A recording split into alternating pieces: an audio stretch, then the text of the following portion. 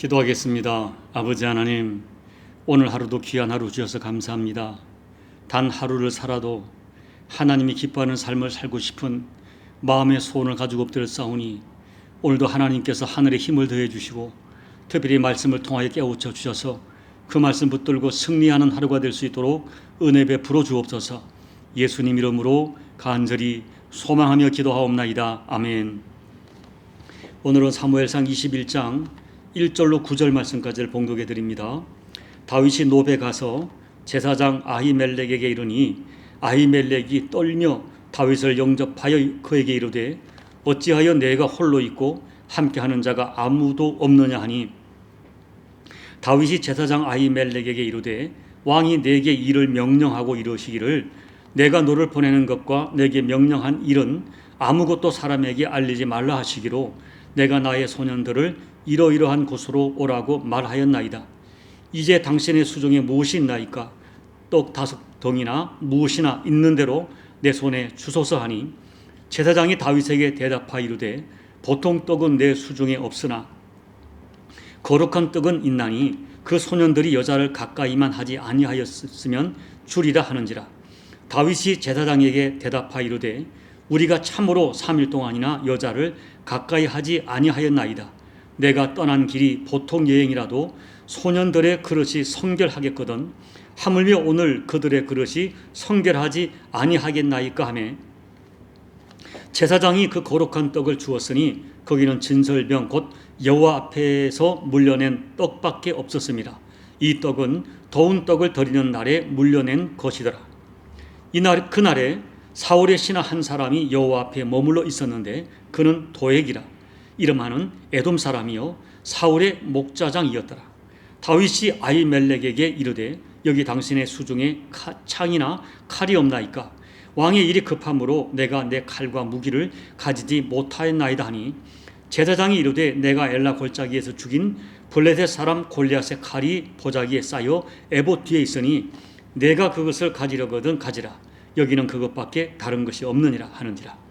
다윗이 이르되 그 같은 것이 또 없나니 내게 주소서 하더라. 아멘.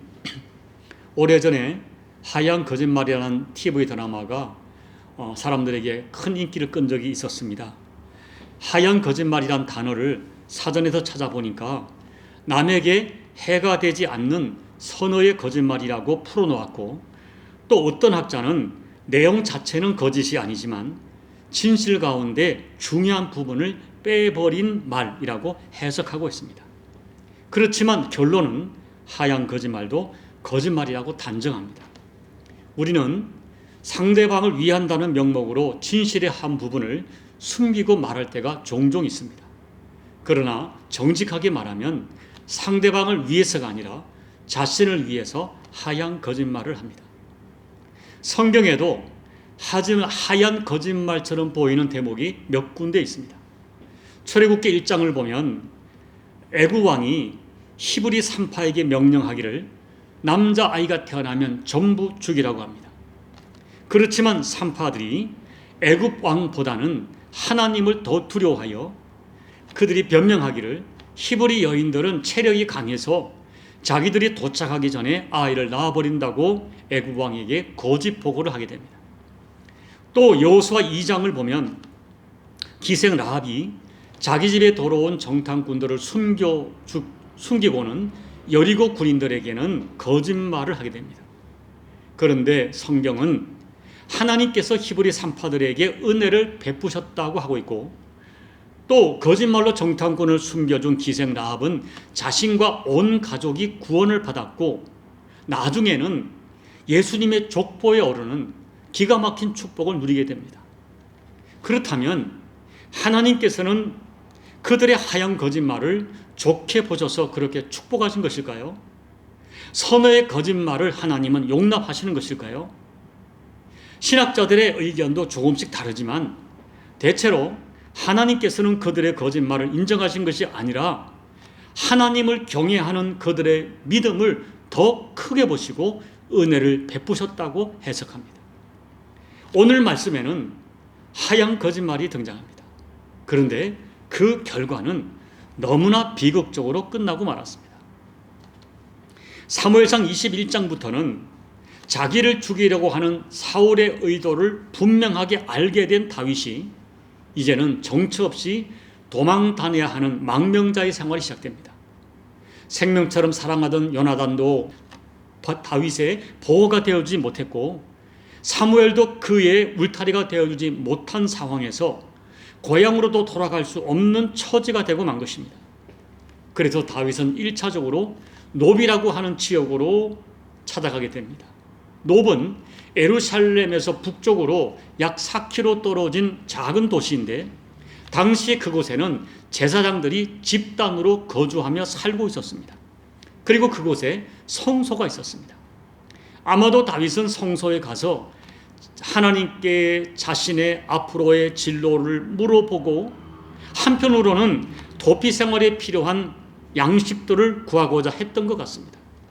그런데 다윗이 갑자기 혼자 나타나자 제사장 아히멜렉이 떨면서 다윗을 영접합니다.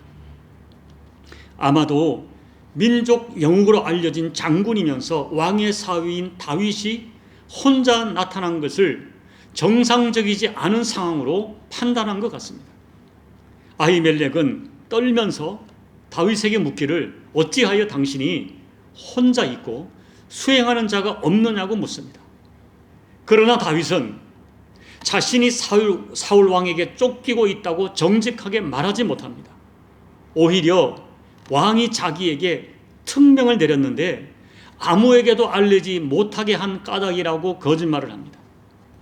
그리고 8절에서 또다시 거짓말을 합니다. 아히멜렉에게 무기를 요청하면서 왕의 명령이 급하게 내려진 까닭에 내 칼과 무기를 가지고 오지 못했다고 거짓말을 한 것입니다.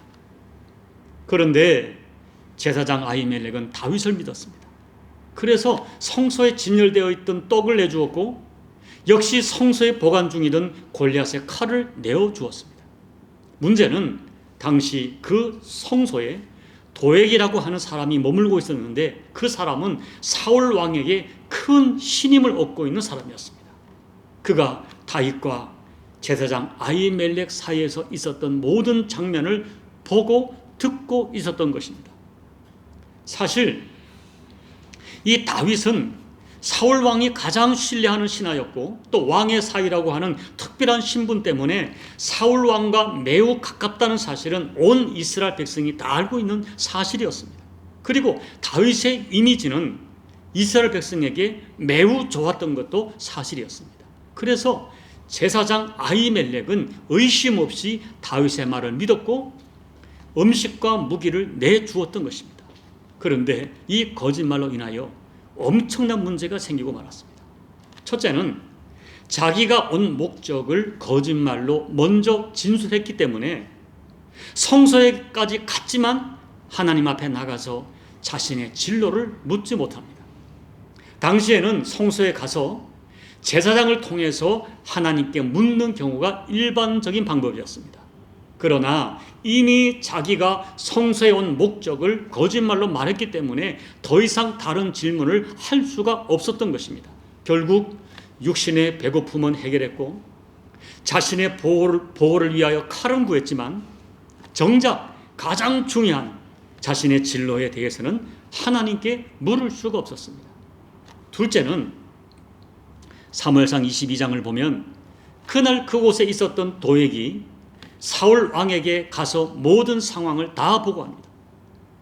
그런데 이미 정상적인 사고를 할 수 없었던 사울 왕은 제사장들이 다윗을 도와 모반했다고 단정을 하고 제사장 85명과 함께 놉 땅에 살고 있던 그의 모든 가족들과 소와 나귀와 양들을 전부 칼로 쳐 죽이는 무서운 참극을 벌이게 됩니다. 단 한 번의 하얀 거짓말로 인해서 엄청난 사람들이 피를 흘리는 비극을 당한 것입니다. 결국 하얀 거짓말의 결과로 다윗은 자신이 원하는 것을 얻게 되었지만 자신의 말을 믿고 호의를 보였던 사람들이 엄청난 참극을 당해야 했던 것입니다. 그렇다면 왜 이렇게 다윗이 평소에 자신과 어울리지 않는 거짓말을 했던 것일까요? 우리가 성경을 살펴보면 그 즈음에 다윗의 행동을 보면 이전에 하나님을 의지하면서 당당하게 골리앗에게 나갔던 그때와는 확연하게 다르게 행동하고 있다는 것을 발견하게 됩니다. 하나님을 의지하기보다는 사람을 의지했고, 하나님을 두려워하기보다는 사람을 두려워하기 시작합니다. 결국 다윗의 거짓말의 근거는 두려움이었습니다. 사무엘상 21장만 해도 다윗이 사울을 두려워하고 또 다윗이 가드왕 아기스를 심히 두려워했다고 기록하고 있습니다. 그렇지만 사무엘상 21장이나 사무엘상 22장 어디를 보아도 다윗이 하나님께 물었다거나 다윗이 하나님을 두려워했다는 단어가 찾아볼 수가 없습니다. 사람을 두려워하면서 사람의 방법으로 위기를 면하고자 했고, 그래서 하얀 거짓말을 서슴없이 행하는 사람으로 전락하고 말았던 것입니다. 여러분, 성경은 정확하게 말씀합니다. 하나님은 거짓말을 미워하십니다. 하나님은 거짓말을 심판하십니다. 예수님께서도 사탄은 거짓말장이요 거짓의 아비라고 단정하셨습니다. 그러므로 거짓말은 결국 사단에게 속는 것입니다. 솔직히 저는 히브리 3파나 기생 라합이나 오늘 다윗의 이 하얀 거짓말에 대하여 정확한 해석을 내릴 수가 없습니다. 그러나 분명한 것은 하나님은 거짓말을 미워하십니다. 하나님은 거짓말을 기억하십니다. 다만 그들에게는 거짓말로 인한 징계보다는 하나님의 긍휼하심이 더 컸기 때문에 그들이 은혜를 입게 되었지만, 거짓말은 어떤 경우도 정당화될 수 없는 하나님의 뜻이 아닌 것입니다. 여러분 생각해 보십시오. 그날 만약 다윗이 정직하게 자기의 진실을 말했다면 어떤 일이 벌어졌을까요? 혹시 당장의 배고픔의 문제는 해결할 수 없을 수도 있겠지만 다윗은 누구보다 당당했을 것이고, 하나님께서는 어떤 모습으로든 다윗의 필요를 생각 밖의 기회를 통해서라도 열어주셨을 것이라고 생각합니다. 성경은 분명하게 말씀합니다. 출애굽기 20장 16절 내 이웃에 대하여 거짓 증거하지 말라. 여러분 요즘 세상을 보십시오. 요즘은 거짓말을 해서라도 성공하면 모든 것이 용납되는 악한 세상입니다. 정치계를 보십시오. 국가의 리더들이 거짓말하는 것을 부끄러워하지 않습니다. 더 안타까운 것은 예수 믿는 사람들도 거짓말하는 것을 더 이상 두려워하지도 않고 아파하지 않는 그런 세상이 되어버리고 말았습니다. 이런 악한 세상에서 혹시 우리들의 현실이 하얀 거짓말을 하지 않으면 먹고 살기 어려운 상황이 된다 할지라도 차라리 굶을지언정 용기 있게 하나님 편을 선택한다면 우리에게 어떤 일이 벌어질까요? 여러분, 바보 취급받아도 괜찮습니다. 손해보아도 좋습니다. 하나님은 진실을 아십니다. 그리고 하나님께서는 선악간에 반드시 갚아주십니다.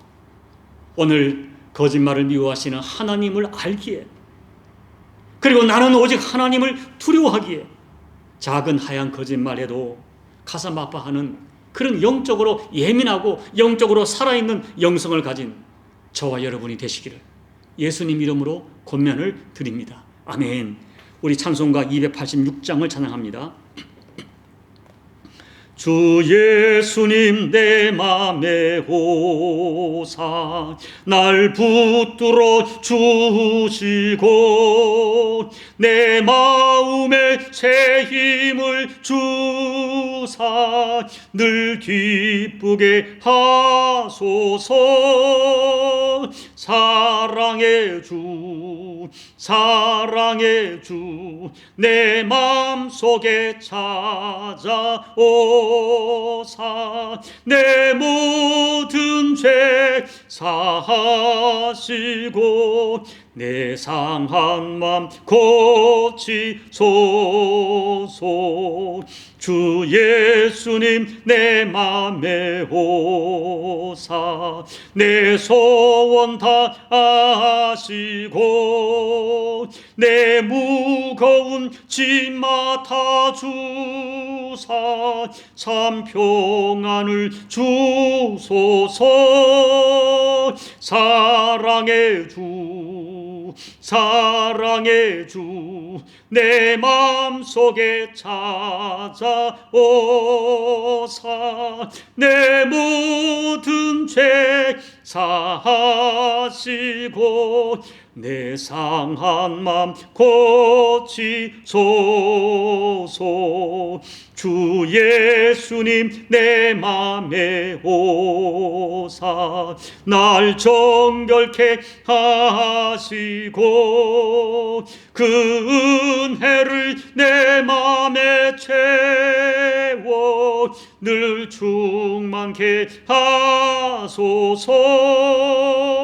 사랑의 주, 사랑의 주, 내 맘속에 찾아오사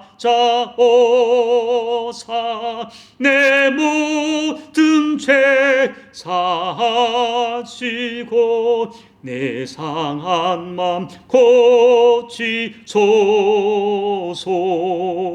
주 예수님 내 맘에 오사 내 길 인도하시고 주 성령을 내 맘에 채워 늘 충만케 하소서. 사랑의 주, 사랑의 주, 내 맘속에 찾아오사 내 모든 죄 사하시고 내 상한 맘 고치소서. 아멘. 하나님 아버지, 오늘 다윗의 거짓말을 보면서 어떻게 우리가 다윗을 정죄할 수 있겠습니까? 우리가 얼마나 많이 거짓말을 하는지, 얼마나 많이 과장하는지, 얼마나 진실을 말하지 못하는지 주님이 알고 계시고 저희도 알고 있습니다. 하나님 아버지, 오늘 말씀을 통하여 하얀 거짓말의 결과가 어떤 비극을 가져왔는가를 생각하면서 하나님, 오늘 우리들이 거짓말을 미워하시고 거짓말을 심판하신 하나님을 두려워하면서 작은 하얀 거짓말도 꺼려하게 도와주시고 작은 하얀 거짓말 한마디에도 가슴 아파하고 회개하는 예민하고 민감한 영성을 허락해 주십시오. 아버지, 손해를 볼지언정 많은 아픔을 당할지언정 진실을 말할 수 있는 정직한 영성을 우리들에게 허락하여 우리 입술을 통하여 우리가 예수 안에 있다는 것을 증언하고 증명하는 우리 모두가 될 수 있도록 하나님 도와주십시오. 간절히 기도합니다. 작은 하얀 거짓말 한마디에도 가슴 아파하는 영성을 우리들에게 회복하여 주시옵소서. 예수님 이름으로 감사하며 기도하옵나이다. 아멘. 사랑하는 여러분, 온 세상이 거짓말을 두려워하지 않습니다. 교인들도 거짓말을 밥 먹듯 합니다. 두려워하지 않습니다. 하얀 거짓말, 선의 거짓말 너무 쉽게 용납합니다. 오늘 말씀을 기억하면서 다시 한번 하나님 앞에 정직하고 예민한 영성, 작은 거짓말 한마디에도 두려워하는 마음을 달라고 여러분 간절히 기도하시기 바랍니다. 부부간에, 부모 자식 간에, 조우 간에 정직한 영이 회복될 수 있도록 여러분 중보하며 기도해 주시고, 정치, 경제, 사회, 법조 모든 면에 예수 믿는 하나님의 사람들만이라도 거짓말을 두려워하는 공의의 사회를 만들어가는 그런 결단이 있도록 여러분 조국 대한민국에서 기도해 주시고, 여러분 각자의 기도 제목 기도로 예배를 마무리해 주시기 바랍니다. 기도하겠습니다. 아버지 하나님, 우리에게 정직한 영을 더해 주십시오. 정말 온 세상이 거짓말로 범벅이 되어 있습니다. 사람들의 거짓말을 두려워하지 않습니다. 거짓말을 하고 남을 속여서라도 성공하면 모든 것이 인정받는 세상이 되었습니다. 이런 세상에 저희 예수 믿는 저희들, 혹시 내가 이 거짓말을 하지 않음으로 말미암아 하나님 아버지 손해가 있고 아픔이 있다 할지라도 그 길을 선택할 수 있는 정직한 영을 더해 주십시오. 하나님은 아시기에, 하나님은 선악간에 판단하시기에 하나님을 두려워하면서 어떤 상황, 어떤 여건 가운데서도 하얀 거짓말조차 하지 않는 정직한 영성을 더해 주시고 진실을 말함으로 내가 예수 안에 있다는 것을 증명하는 저희 모두가 될 수 있도록 아버지 은혜 베풀어 주십시오. 주님, 저들의 영이 너무 무디어 있습니다. 너무 세속화되어 있습니다. 너무 더러워져 있습니다. 주여 다시 한번 우리 영을 새롭게 해주시고 정직한 영을 새롭게 해주셔서 작은 하얀 거짓말 한마디에도 가슴앓이 하는 저희가 될 수 있도록 아버지 하나님의 예민한 영성을, 주님이 기뻐하는 이런 영성을 허락해 주십시오. 아버지 하나님, 그리하여 우리 가정이, 우리 교회가 거짓 없는 아름다운 공동체가 될 수 있도록 아버지 은혜 베풀어 주십시오. 목사인 제가 거짓말하지 않게 도와주십시오. 어떤 대화도, 어떤 설교도, 어떤 것도 과장하거나 보태거나 줄이거나 아버지 사람들에게 보이려고 사람을 의식하여 하얀 거짓말 하지 않도록 종에게 예민하고 아버지 정직한 영성을 회복하여 주옵소서. 그런 영성으로 남은 생에 살아갈 수 있도록 아버지 은혜 베풀어 주시옵소서.